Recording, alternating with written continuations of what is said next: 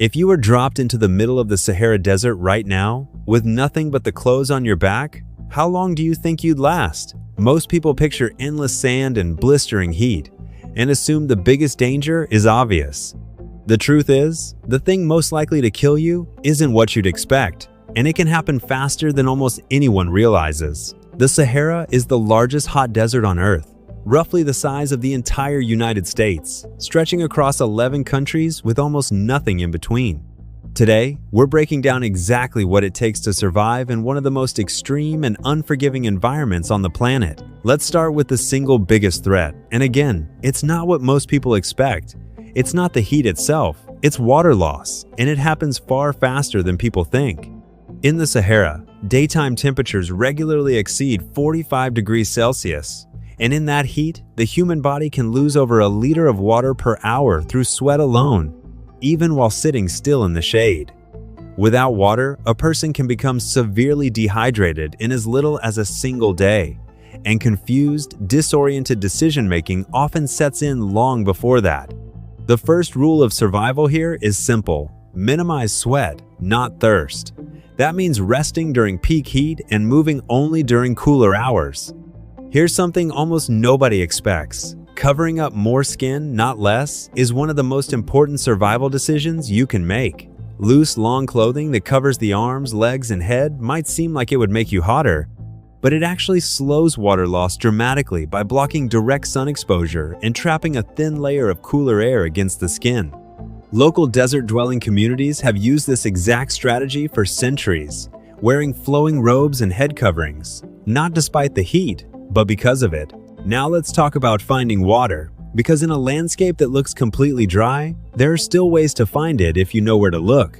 Dry riverbeds, known as Wadis, can hold water just beneath the surface even when nothing is visible above ground. Digging down a foot or two in the lowest point of a wadi, especially near green vegetation, which only grows where moisture is present, can sometimes reveal drinkable groundwater. Vegetation itself is actually one of the most reliable water indicators in the desert. Where you see green, there's moisture somewhere nearby, even if it's underground. Shelter matters just as much as water. And here's where most people make a critical mistake. Staying exposed to direct sunlight during the day isn't just uncomfortable, it can be lethal within hours. Ground temperature in direct sun can exceed the air temperature by 20 degrees or more, meaning lying directly on the sand bakes you from below as well as above. Experienced desert survivors dig a shallow depression in the sand and construct simple shade using any available material: a jacket, a tarp, even palm fronds if near an oasis, elevated slightly off the ground to allow airflow underneath. That gap between the shade material and the sand can lower the felt temperature by a significant margin. Now let's talk about the wildlife that actually poses a threat, because the desert is far from empty. Scorpions are the most common danger, and contrary to popular belief, it's often the smaller, lighter-colored species that carry the most dangerous venom, not the larger ones people tend to fear. Scorpions hide during the day under rocks, in shoes, and inside anything offering shade, which means checking footwear and bedding before use isn't a minor precaution, it's an essential habit. Most stings are painful but survivable for a healthy adult, though children and the elderly face significantly higher risk.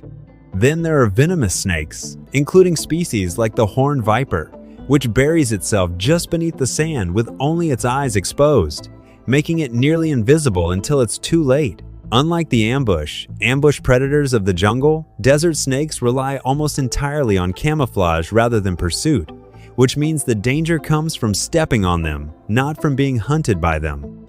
Walking with deliberate, heavy footsteps that vibrate the ground ahead of you gives these snakes time to flee before contact, since they generally avoid confrontation whenever possible. Here's a threat almost nobody talks about, and it might be the most underestimated danger in the entire desert: sandstorms.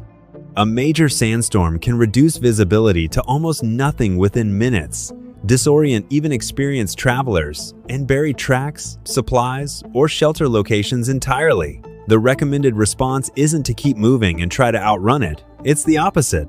Experienced desert travelers immediately seek any high ground or rock formation, cover their nose and mouth with cloth, and wait the storm out. Because moving blind in a sandstorm is how people become permanently lost within a landscape that already has very few landmarks to begin with. Let's talk about navigation, because in a place where every dune can look identical to the last, getting turned around happens astonishingly fast. During the day, the sun's position and the length and direction of your own shadow can serve as a rough compass if you track it over time. At night, the desert reveals something most people never get to experience because of light pollution elsewhere: an extraordinarily clear, star-filled sky, which desert nomads have used for accurate navigation for thousands of years using fixed points like the North Star. Traveling at night, when temperatures drop and visibility of the sky improves, is often safer and more efficient than daytime travel across open desert. Fire deserves a mention here too, though for very different reasons than in a humid environment. Desert nights can drop to near freezing temperatures, an extreme contrast most people don't associate with a place known for scorching heat. A fire at night isn't a luxury, it's essential for maintaining core body temperature after the sun goes down. Dry desert scrub and dead brush ignite quickly and burn hot, but they also burn out fast. So gathering more fuel than seems necessary before nightfall prevents a fire from dying at exactly the moment it's needed most. And finally, let's talk about the factor that outlasts every physical challenge on this list: your mind. Survival experts consistently emphasize that psychological discipline matters as much in the desert as physical endurance, arguably more. Panic leads to wasted movement, wasted water, and exhausted energy reserves that can't be replaced. The people who survive extended time in extreme desert conditions are rarely the strongest or most experienced. They're the ones who ration their effort, think several steps ahead, and resist the urge to move during the most dangerous hours simply because waiting feels unbearable. Fear and discomfort are completely rational responses to the Sahara, but it's controlling that discomfort, not eliminating it, that actually keeps people alive. So there you have it: shade before heat, moisture before movement, night travel over day travel, and a disciplined mind over everything else. The desert isn't trying to kill you, it's simply indifferent to whether you live or die, and that indifference is exactly what makes preparation and knowledge so critical. Let us know in the comments which one of these survival facts surprised you the most, and subscribe for more deep dives into the world's most extreme environments.